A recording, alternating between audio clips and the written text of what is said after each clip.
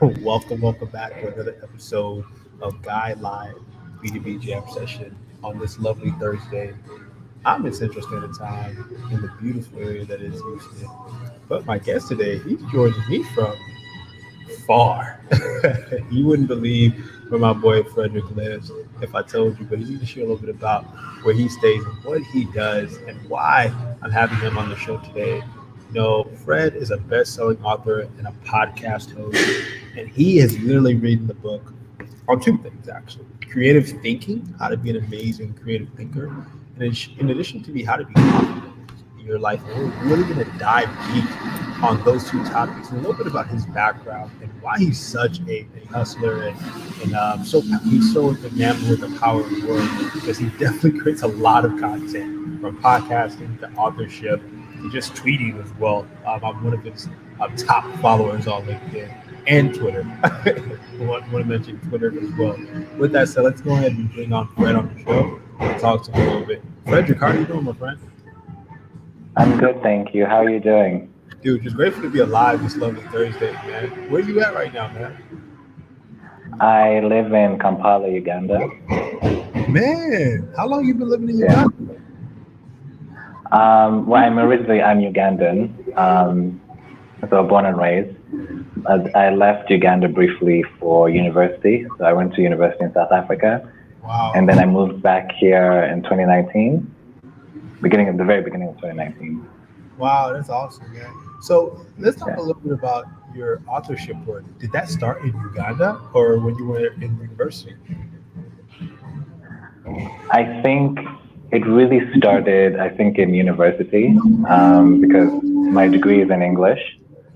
And so I think that's where I was really exposed to, the bulk of literature. I read everything and everyone. And that really pushed me to figure out my own style and figure out, how to do things just by learning from these really great writers and really great authors. So yeah, I'd say it started at university. Wow, dude. So you have two books that you published recently that are out right now. Talk to us a little bit about what inspired those two books, man. And, you know, why are you so passionate about creative thinking, but also helping people achieve confidence in their career and life? Well, I think I'll start with how to be confident. I think one thing I realized, and this is a bit of a painful realization, you miss out on so many opportunities when you lack confidence, whether it's in your professional life, your personal life, even your dating life, especially your dating life. If you lack confidence, you see someone that you're interested in, but because you're feeling like, oh, they might not like me, or I'm too weird, or this, and that, you miss out on potentially having a great relationship. Even friends, you might see someone that you think is really cool and you want to start a friendship with them, but because you feel really nervous and you don't really believe in yourself that much, you miss out on having a great friendship. When it comes to work situations, you're not able to stand up for yourself in a work situation, whether it's an unfair boss or whether you want a promotion. It's the confidence really takes you far in life because people gravitate towards people who are passionate, who believe in themselves. And, that's kind of like a magnet. It just kind of draws people in. So that's how I started with confidence.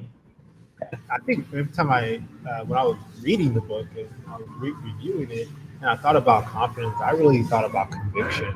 Um, one of the things for me is that a lot of people see me, they think that, oh, Tim is probably like super confident, but I think sometimes people don't realize confidence and conviction are two different things.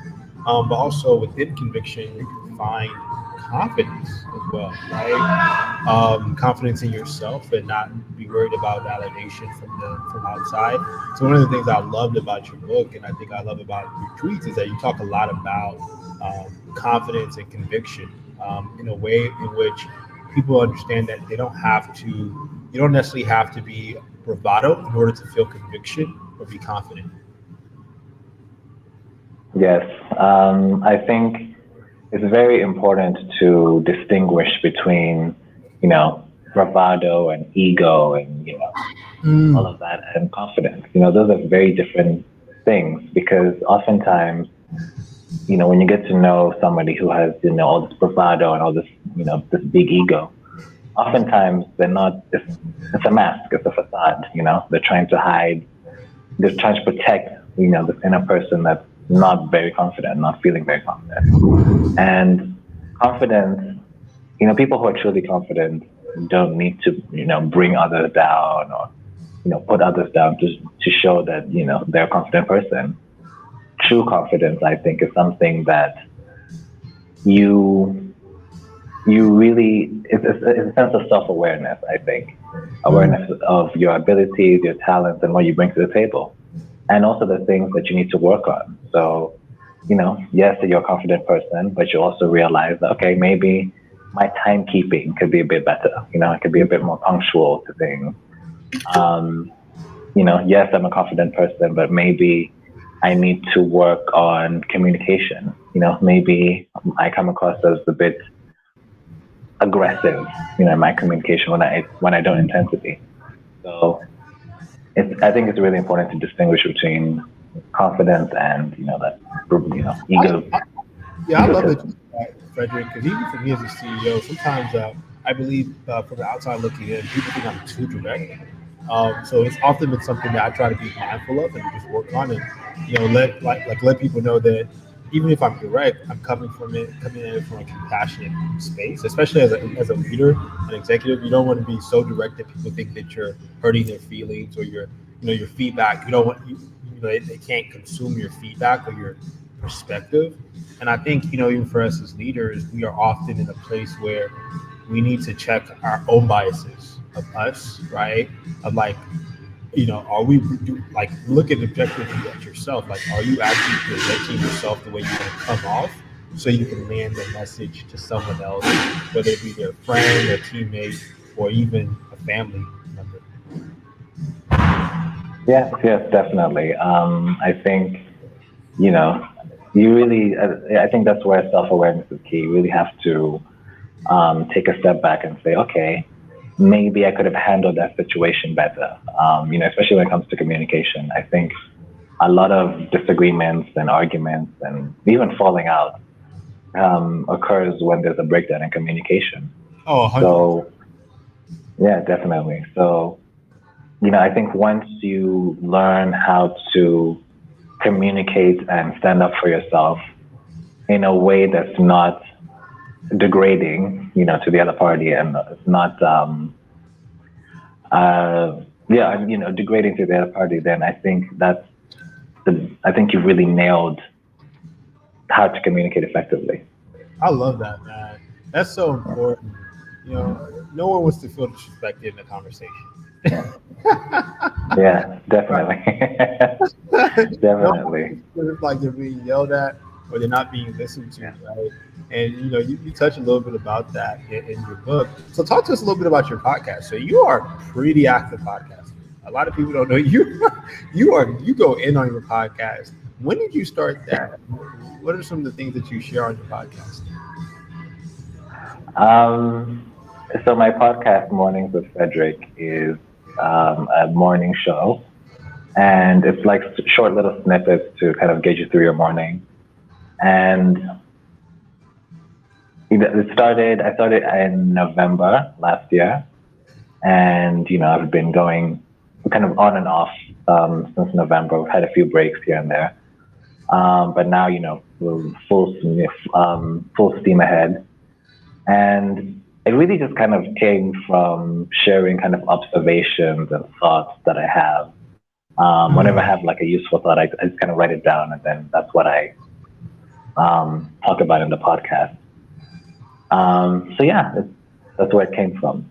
Wow, man, I love that, dude. Having a morning show, bro. Every time you probably start the show, you probably have like the freshest ideas that you share Yeah, on the show, dude. Because the morning is really when I wake up and I have the yeah, most brain power to consume and create. yeah, Um, so let's learn a little bit more about Frederick, right? Because we have some people who are tuning in. Shout out to those who are tuning in. Let us know in the comments where you're tuning in from, or if you have any questions for Frederick as we talk throughout the show.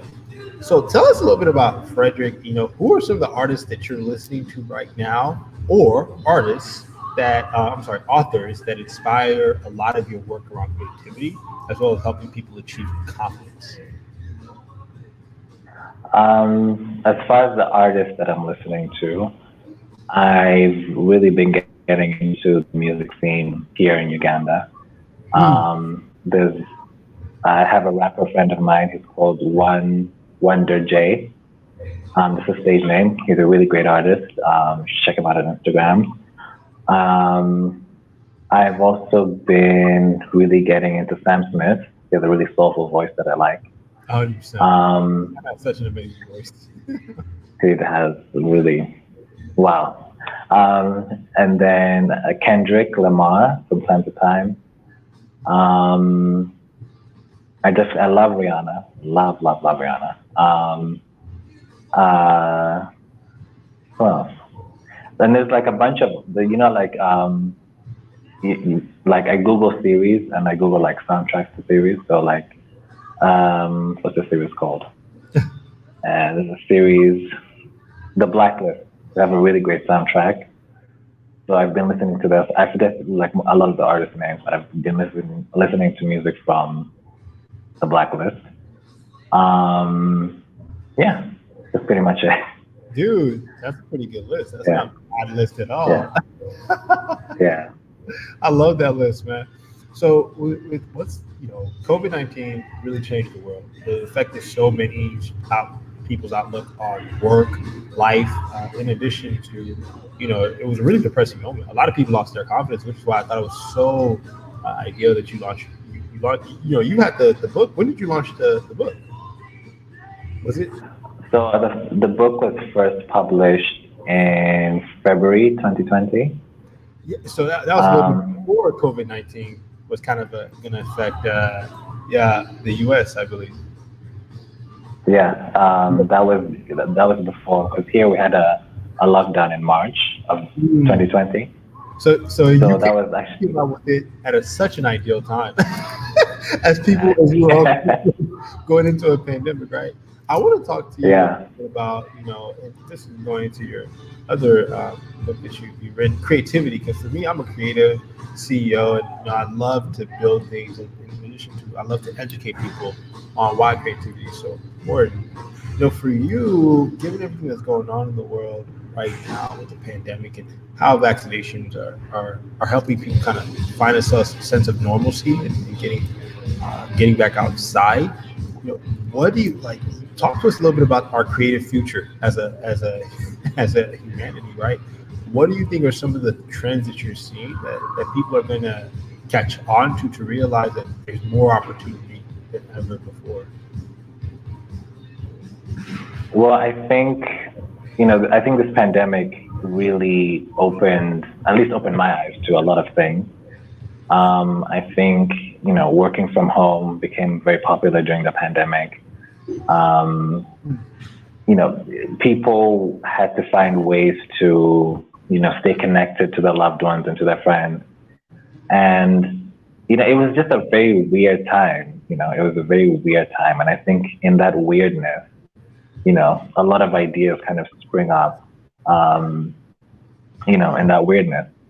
So I think moving forward, um, I think when you're coming out of a weird space, it's like you come out with like so many shifted perspectives, on the Mm. world, on life, on so many things. So I think that shift in perspective is going to cause a lot of people to have all these new ideas and new ways of looking at things and new approaches. So I think we're going to see that in the world of work. Conversations around should people return to office now that more and more people are getting vaccinated. Um, What are your thoughts on you know, that? con- Do you think people should return back to office? I think it has its benefits. I think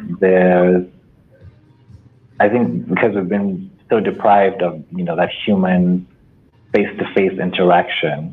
I think, people who are extroverts are like dying to get back into office so that they can, interact with like people again. Yeah. And then you have people that are fine, like I don't really want to go back to the office, and I don't really want to see everyone that much. I love you all, but not that much.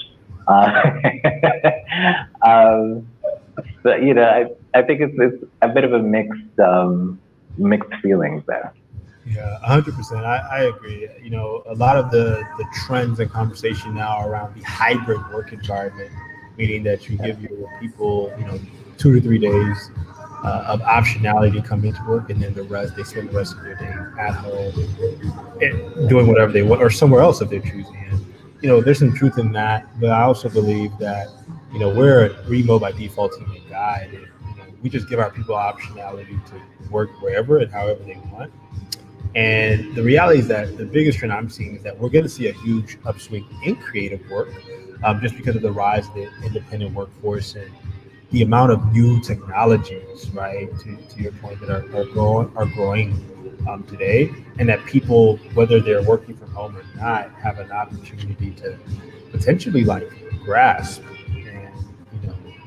and make a part of their creative toolkit, right? So I don't know. I think we're going to see a renaissance in creativity in the next 5 to 10 years.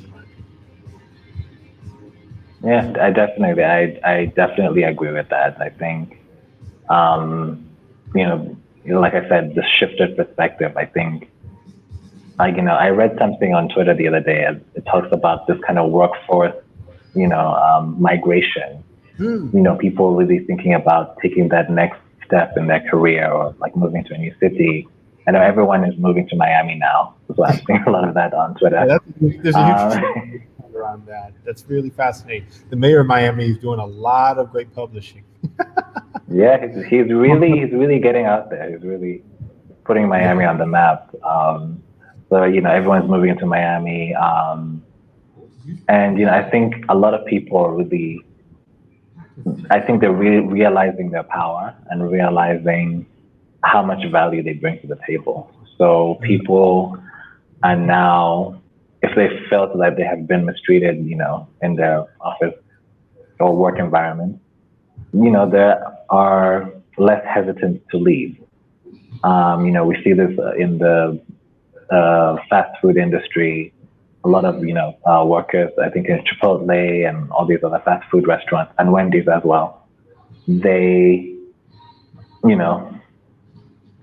felt dissatisfied with their working environments and decided, a lot of them, to leave.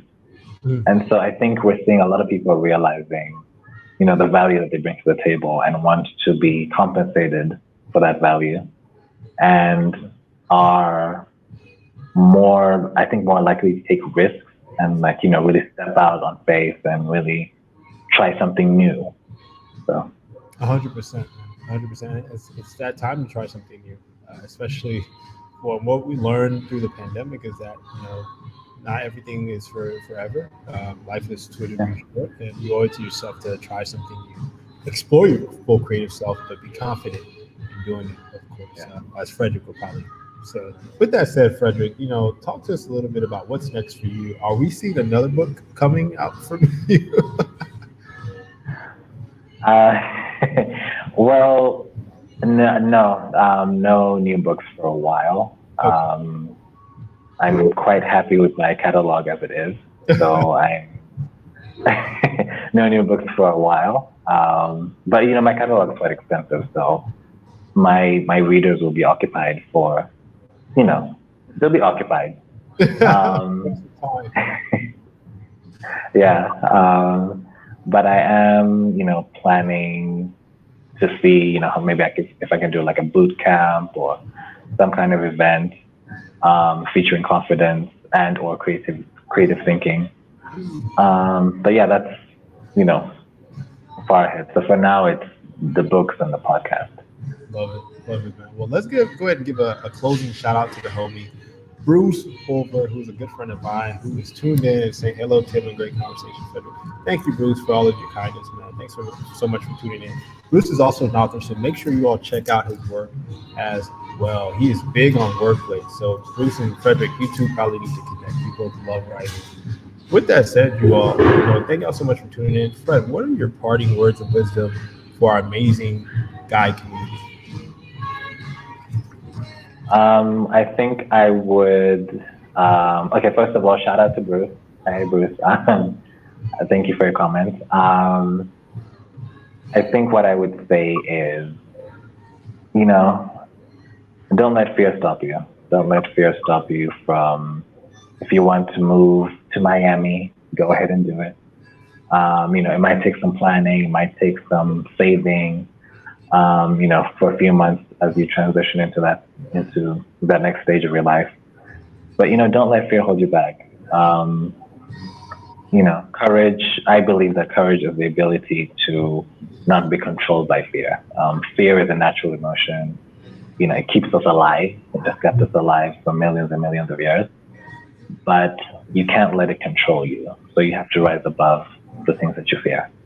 Mm, Powerful, man. Thank you so much, Fred, for sharing your words of Thank wisdom. you for having me. And shout out to the homie Bruce Bover for joining us and being a part of our conversation. Shout out to Bruce. Fred, talk to you soon, man. Looking forward to having you on in the future. Thank you. Thank you so much for having me. Of course, my friend. Always. Talk soon. With that said, thank y'all so much for tuning in to today's episode of God Live B2B Jam Session. We will be back next week for more and tomorrow. So make sure you join us tomorrow. In addition to that, if you are interested in participating in our beta expansion, check out guidegroup.com, guidegroup.com. That's guide, GROUPE.com, and join us in our beta. In addition, tea continues to stay hot. So get you some Big Black Tea at bigblacktea.com as we grow our movement as Team Guide. All right, y'all. Thank y'all so much for tuning in. Peace, love, and as always, be abundant. Talk soon.